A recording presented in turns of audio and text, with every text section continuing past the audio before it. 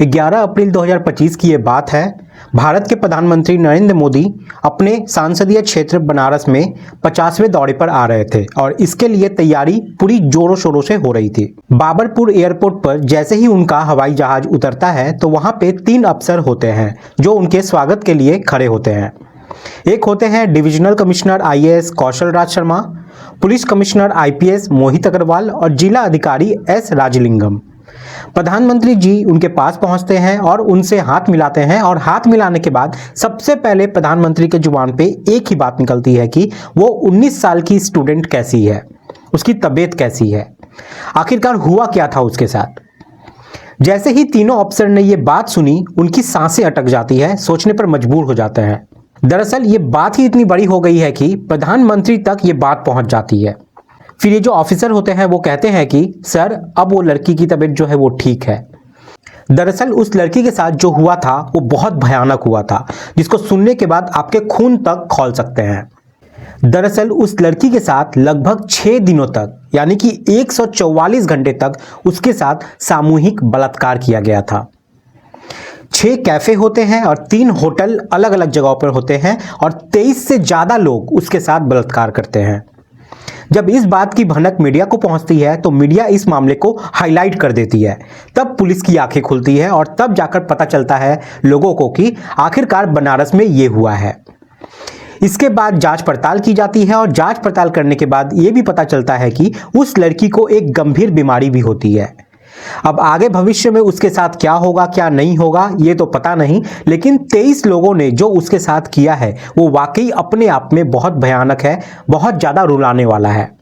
नमस्कार, मैं मुकेश। आज की जो सच्ची घटना मैं आपको सुनाने जा रहा हूँ ये सच्ची घटना है उत्तर प्रदेश के बनारस की। बात है 4 अप्रैल 2025 की। बनारस का एक थाना लगता है लालपुर पांडेपुर। दरअसल यहाँ से एक व्यक्ति जो कि खजूरी का निवासी होता है और पेशे से एक ड्राइवर होता है, उसके पास फोन पहुँचता है और कहा जाता है कि तुम्हारी बेटी हमें मिल गई है, एक काम करो आप थाने पे आ जाओ और अपनी बेटी को यहाँ से लेकर चले जाओ। जैसे ही उस पिता को ये बात पता चलती है, पिता अपनी पत्नी के साथ दौड़कर रोते हुए थाने पहुँचता है और थाने जाने के बाद अपनी ही बेटी को एक कमरे में देखता है।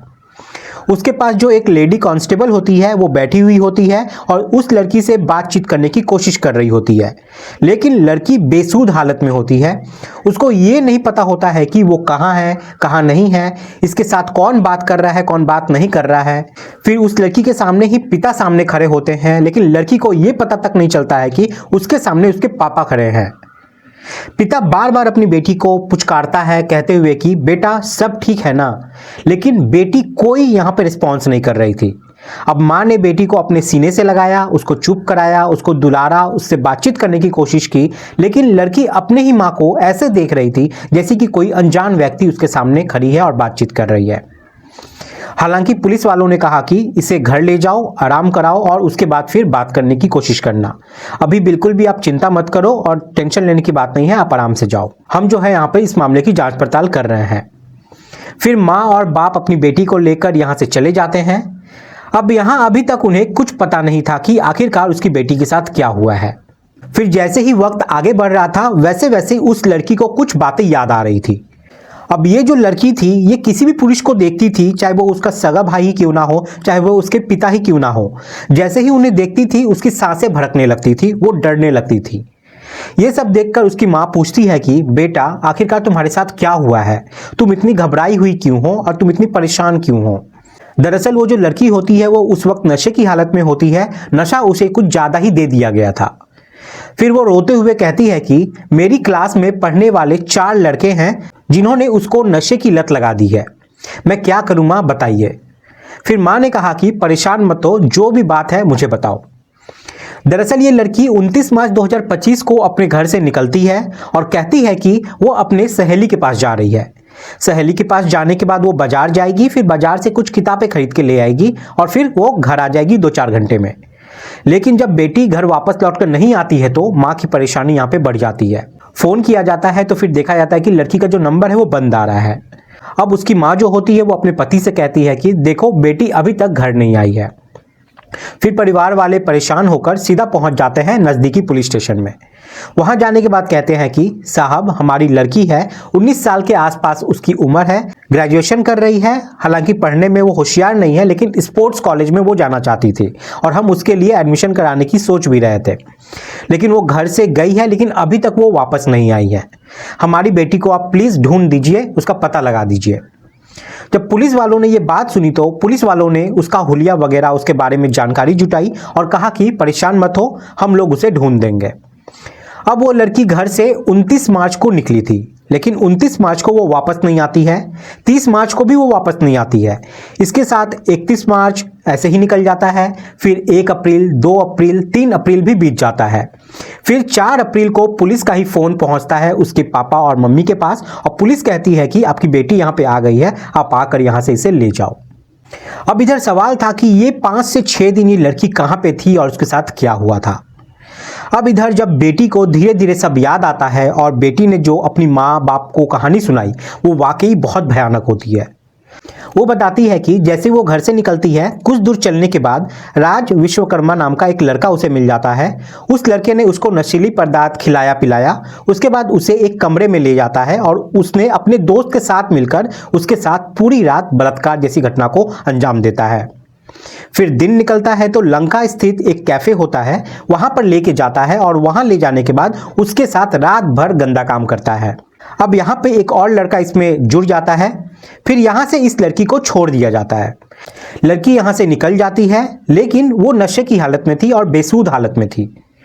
अगला दिन 30 मार्च आता है और समीर नाम का उसे एक लड़का मिल जाता है जो उसका दोस्त भी बताया जाता है। फिर ये समीर उसे अपने बाइक पे बिठाता है और बाइक पे बिठाने के बाद सीधा हाईवे की तरफ लेके चला जाता है। वहां उसके साथ गंदा और घिनौना कृत्य करता है। फिर बाद में जब उसका यहाँ पे जी भर जाता है तो नदेसर एक जगह लगती है, वहां पे जाकर वो उस लड़की को छोड़ देता है। अब तारीख 31 मार्च की ये बात है। आयुष नाम का एक लड़का मिल जाता है और आयुष उसे एक कैफे में ले जाता है जिसका नाम कॉन्टिनेंटल कैफे होता है। वहां लड़की को पहले तो नशा दिया जाता है क्योंकि ये लड़की नशे की आदी हो चुकी थी। चाहे खाना मिले ना मिले, लेकिन नशा उसे चाहिए होता है। अब उसके बाद उसे नशा दे दिया जाता है।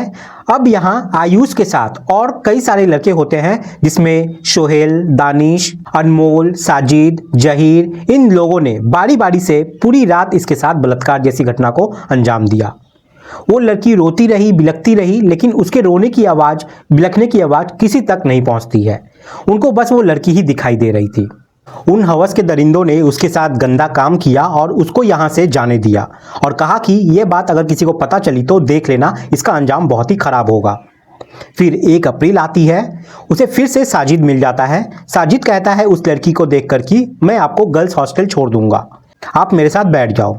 उस लड़की को गर्ल्स हॉस्टल तो छोड़ा नहीं जाता है, बल्कि एक होटल में लेके जाते हैं वो, जहां जाकर 3 अलग अलग लोग उसके साथ गंदा और घिनौना कृत्य करते हैं।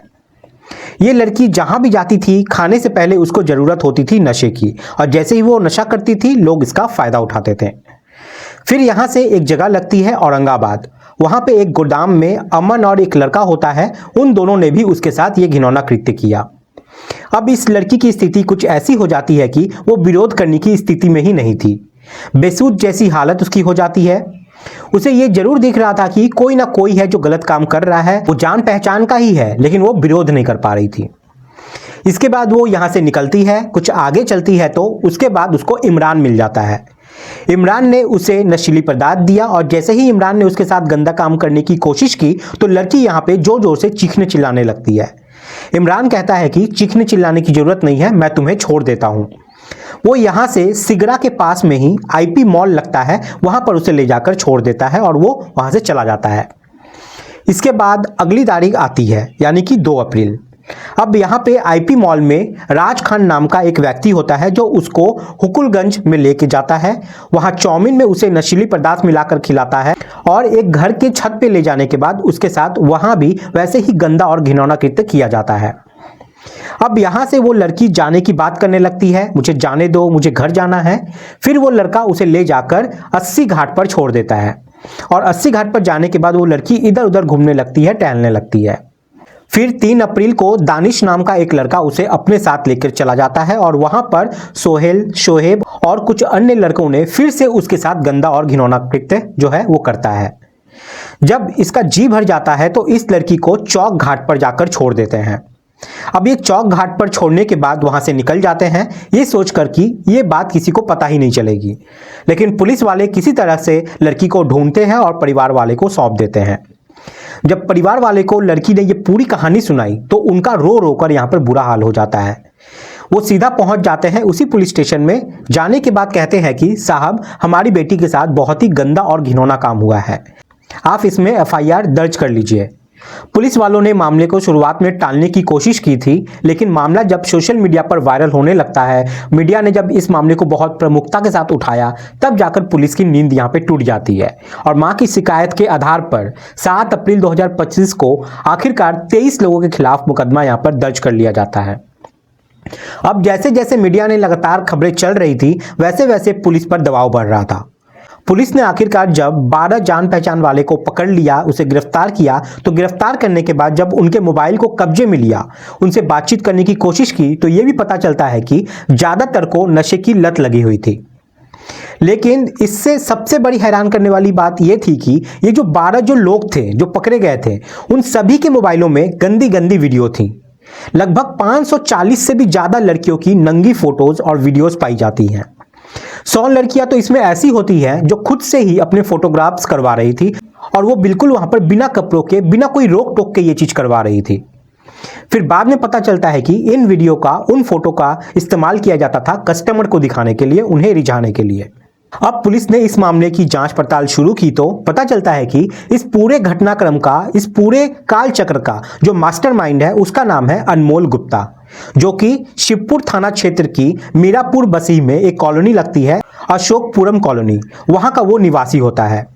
जब उसकी हिस्ट्री खंगालने की कोशिश की जाती है, तब पता चलता है कि वो साल 2018 में चाउमीन का ठेला लगाया करता था।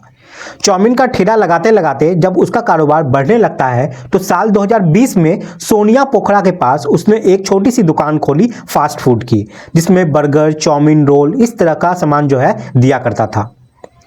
काम उसका बढ़ने लगा तो उसके बाद उसने स्मिथ स्कूल के पास एक और दुकान खोली और वहां से वो आगे बढ़ने लगता है। फिर सिगरा में उसने कॉन्टिनेंटल कैफे खोल लिया।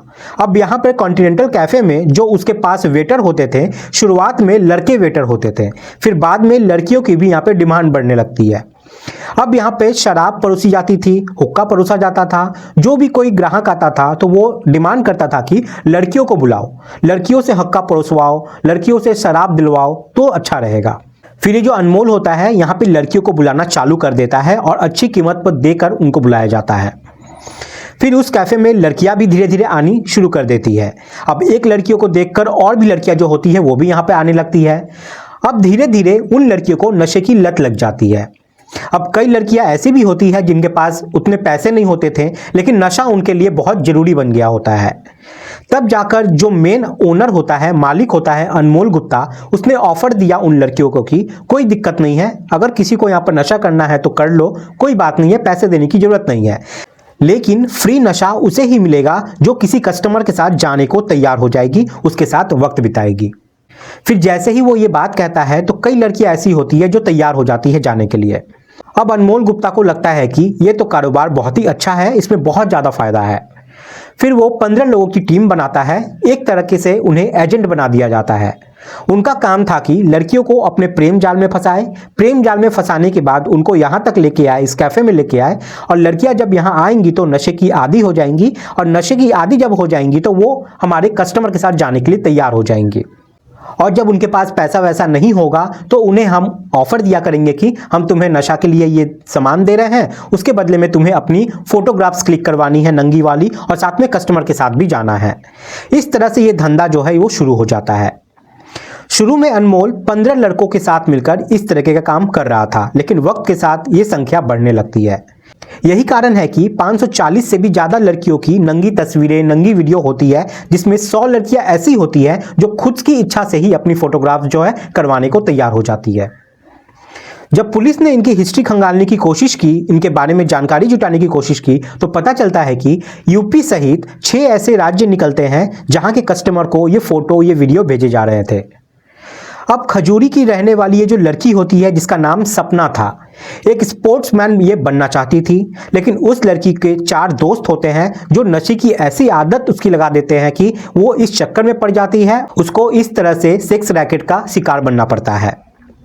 जब इस लड़की का मेडिकल कराया जाता है तो मेडिकल में पता चलता है कि इसको हेपेटाइटिस बी जैसी बीमारी भी पाई जाती है, जो कि एक गंभीर बीमारी होती है। जो इस घटनाक्रम का मास्टरमाइंड है अनमोल, उसके पिता का नाम है शरद गुप्ता। साल 2022 में कैंट थाने में एक एफआईआर भी दर्ज हुई थी और इसे यहां पर जेल भी भेजा गया था। फिर वो बेल के लिए आवेदन देता है, लेकिन बेल बार बार रिजेक्ट हो रही थी। तब ये हाई कोर्ट में जाकर अपील करता है। फिर वहां से इसे जमानत मिल जाती है। जमानत के बाद भी वो सुधरता नहीं है और अपने काम को एक और बड़ा रूप यहां पर दे देता है। लेकिन जिस तरह से एक बेटी के साथ जो हुआ है वो वाकई बहुत भयानक हुआ है। हालांकि जब भारत के प्रधानमंत्री नरेंद्र मोदी जी ने अपने 50वें संसदीय दौरे पर आए थे बनारस में और 3 बड़े अफसर से जब सवाल कर लिया, तब जाकर लगता है कि ऑफिसर्स की यहाँ पर नींद टूटती है और इस मामले की जांच पड़ताल अब बड़ी प्रमुखता के साथ होने लगी है। हो सकता है कि अब प्रधानमंत्री जी के हस्तक्षेप के बाद इस बिटिया को न्याय भी मिल जाए और लोगों का कानून पे जो विश्वास है वो बना रहे। दोस्तों, इस पूरे घटनाक्रम को सुनाने का उद्देश्य किसी को परेशान करना नहीं है, किसी का दिल दुखाना नहीं है, बल्कि आपको जागरूक करना है, आपको सचेत करना है। आप सब लोग अपना ख्याल रखें, सुरक्षित रहें। जय हिंद, जय भारत।